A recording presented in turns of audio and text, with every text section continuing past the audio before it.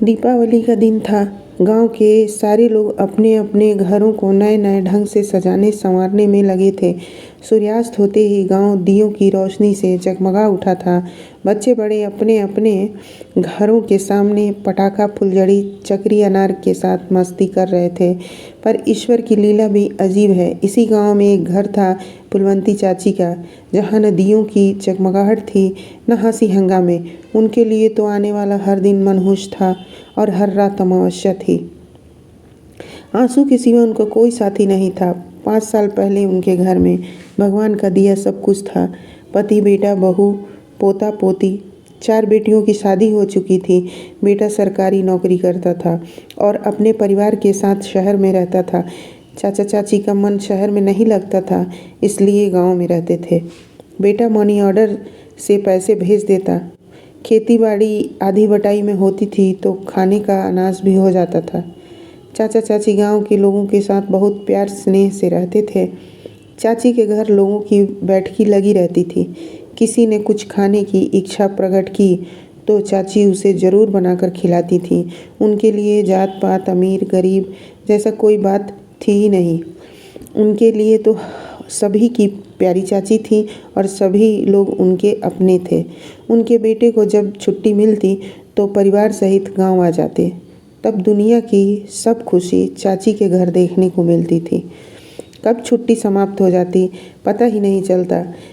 चाचा चाची को उनका बेटा वर्ष में एक तीर्थ जरूर करवा देता था। इस बार उसने चाचा चाची को वैष्णो माता के दर्शन करवाने का वादा कर शहर लौट गया। बच्चे भी जाने से पहले दादा दादी से वैष्णो माता के दर्शन के बाद आप गांव में नहीं बल्कि हमारे साथ शहर में रहेंगे प्रॉमिस करवा लिए। बहू बेटे के जाने के बाद कुछ दिन तक चाचा चाची गुमसुम रहते, फिर सामान्य हो जाते। अपने पोता पोती की शरारत की चर्चा कर हंस पड़ते। जब बेटे की चिट्ठी आती तो चाची चाचा से बेचैनी भरे आवाज़ में बोलती, जोर से पढ़ो ना, क्या लिखा है मेरे बच्चों ने। कौन जानता था इस हंसते खेलते घर में भगवान अपनी ही नज़र लगा बैठेंगे। भगवान ने इस घर की खुशी देखी नहीं गए। विनय स्कूटर से ऑफिस जा रहे थे। उनका स्कूटर एक ट्रक से टकरा गया और विनय खून से लथपथ हो सड़क के बगल में जा गिरे और बेहोश हो गए। आसपास के लोगों ने उन्हें बेहोशी की अवस्था में हॉस्पिटल में एडमिट किया और विनय के घर फ़ोन किया। रोते बिलखते विनय की बीवी बच्चे हॉस्पिटल पहुँचे। घबराई अवस्था में पोता गांव तार किया। उस जमाने में फ़ोन की सुविधा नहीं थी। चाचा चाची अगले सुबह शहर पहुंच गए। गांव से शहर की दूरी 5 घंटे की थी। बेटे की ऐसी हालत देखकर चाची बेहोश हो गईं। उनके पैर तले ज़मीन ही खिसक गई। अगले दिन विनय को होश आया। सामने माँ पिताजी को पाकर बोले, माँ आप लोग आ गए। खबर पाते ही हम लोग आ गए। हम लोग घबरा गए थे। भगवान तुम्हें जल्द स्वस्थ कर देंगे बेटा। माता रानी मेरी गोदी भर दे, मेरी बहू का सुहाग लौटा दे, मैं चुनरी चढ़ाऊंगी। चाची भरी आंखों से बोली, अरे माँ तुम क्यों घबराती हो, मुझे कुछ नहीं होगा। मैं तेरा बेटा हूँ, बस तेरी गोदी में सिर रखकर आराम कर लूँगा। तू प्यार से मेरे सिर पर हाथ फेरती रहना, मेरे घाव तुरंत भर जाएंगे।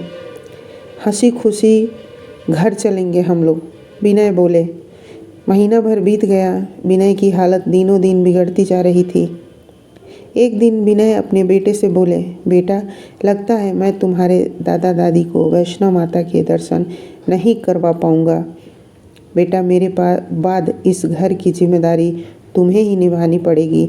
अपने दादा दादी, माँ और बहन का ध्यान रखना। कुछ नहीं होगा पापा, आपको डॉक्टर आपका इलाज कर रहे हैं। मम्मी भी मंदिर गई हैं प्रार्थना करने, बेटा बोला। रीमा मंदिर से प्रसाद लाई और विनय को खिलाते हुए बोली, कैसी तबीयत है आपकी। विनय बोले, मैं अपनी जिम्मेदारी अपने बेटे को सौंप दिया। ईश्वर को मंजूर नहीं है कि मैं अपने परिवार के साथ रह सकूं। ऐसा नहीं बोलते, विनय के मुंह पर हाथ रखते हुए रीमा बोली। 1 सप्ताह बाद अचानक विनय की तबीयत बिगड़ गई और आवाज़ बंद हो गई। आँखों से बस आंसू निकल रहे थे। पलक झपकते ही सिर एक तरफ लुढ़क गया। विनय सभी को छोड़ इस दुनिया से जा चुके थे। परिवार शोक सागर में डूब गया। विनय को गए 6 महीना बीत चुके थे। चाची चाचा गांव आ गए थे। जब कोई तीर्थ धाम की बातें करता तो चाची कहती, मेरा बेटा तीर्थ कराएगा। दिन भर चौखट पर बैठी रहती, डाकिया के आने का इंतज़ार करती। बहुत कहने पर भी चाची बच्चों और बहू के पास शहर नहीं गई। साल भर बाद चाचा भी चल बसे। अब चाची अकेली रह गई थी।